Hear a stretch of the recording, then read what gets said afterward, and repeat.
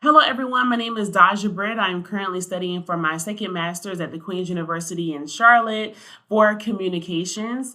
And today I will be discussing Chapter 6, Public Discourse Ethics, Private and Public Accountability from the Communications Ethic Literacy, Dialogue and Difference by Arnett, Fritz, and Harden. So the concept that I am focusing on today and uploading for my class discourse is differentiating public and private spaces. In Chapter 6, the authors explain that public discourse ethics is concerned with protecting and promoting the public arena as a space where different ideas, voices, and perspectives can exist. Public discourse is just not about people speaking in public. It's about communication that serves a larger purpose, such as accountability, decision making, community responsibility, and the overall public good. This chapter explains that public and private spaces are different, but oh, so connected. Private space includes our personal relationships, our emotions, family life, identity, and intimate conversations, whereas public space is where we participate in civic, professional, organizational, and community life. Public space requires us to engage with difference, listen to others, make decisions, and remain accountable for how we communicate and how that communication affects other people. One important point from this chapter is that public and private spaces both need boundaries. So when private matters are forced into public spaces, communication can become harmful, unethical, and most importantly, uncomfortable overall. At the same time, where public issues are treated as private opinions, we may lose accountability and avoid responsibility to the larger community.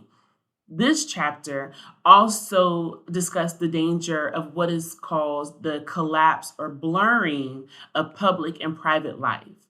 This is especially relevant today because people have social media starting at the tender age of 13. Technology and digital communication, digital footprint. Many people share private moments publicly, and sometimes public conversations become too personal, too emotional, and invasive. And Chapter 6 reminds us that ethical communication requires us to ask ourselves what belongs in public, what should remain private, and how do I communicate responsibly in each of those spaces. This concept connects strongly to my personal life because I am an educator and a media professional. And as an educator with CMS, Charlotte-Mecklenburg Schools, I serve a public role. And even though teaching is relational and personal in many ways, it is still a public responsibility. I communicate with my students, their parents, my coworkers, and my administrators. And that means I have to be mindful of my words, my tone, my actions, because I'm not just speaking to an individual. I'm communicating as a public servant within a school community. For example, there may be moments where I feel privately, I may feel frustrated, overwhelmed, or misunderstood. However, public discourse ethics reminds me that I am not allowed to have those private emotions in public. I need to control how I communicate in public.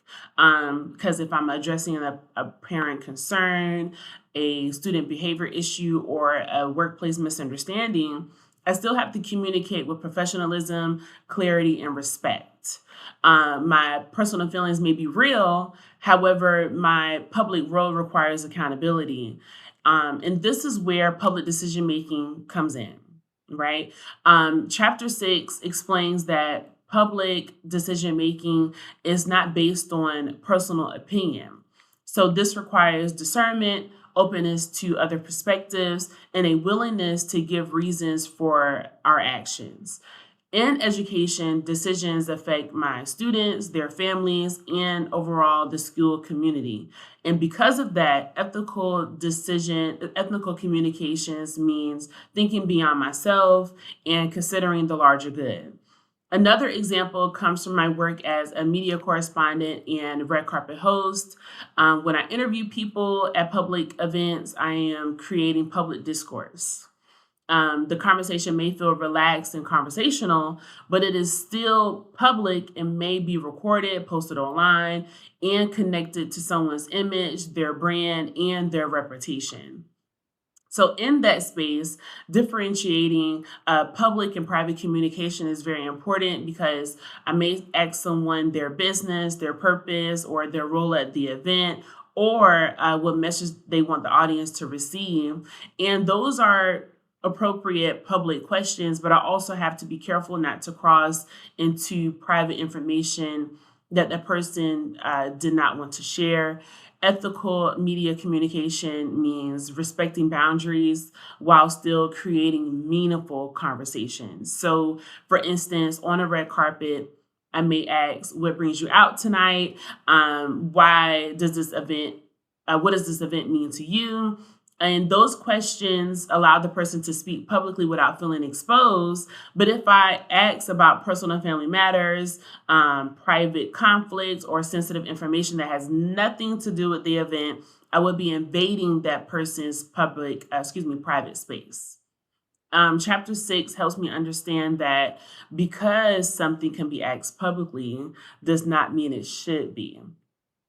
So this also connects dialogic ethics, which focus on listening, attentiveness, and respect for difference.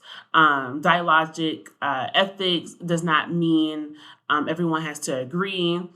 It just means we create a space for conversation without being dominant, embarrassed, or trying to silence others. So in both education and media, I have to listen carefully, respond thoughtfully, and recognize that communication carries a huge responsibility. Chapter 6 also discusses the idea of protecting the voices of the unseen and the unheard. This stood out to me because public discourse should not only be centered around the loudest voice or the most powerful people in the room.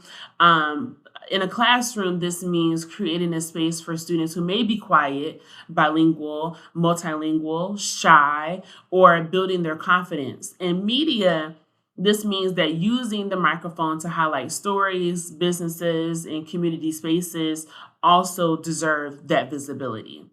Overall, differentiating public and private spaces means knowing how to communicate with wisdom.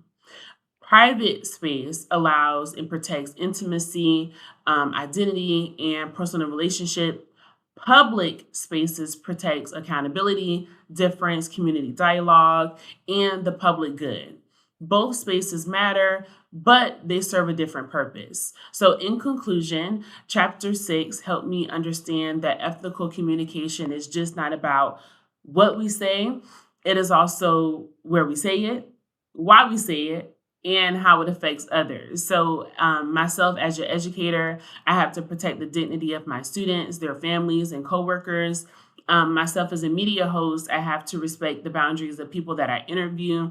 And in both roles, I am responsible for creating public communication that is respectful, accountable, and open to difference.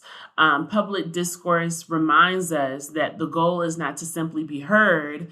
The goal is to create a space for meaningful dialogue, protecting human dignity, and communicate in a space where it serves the public good. Thank you so much. Again, my name is Daja Britt. Thank you for spending time with me. Again, I am receiving my second Master's of Arts in Communication at the Queen's University in Charlotte. Thank you so much, and bye.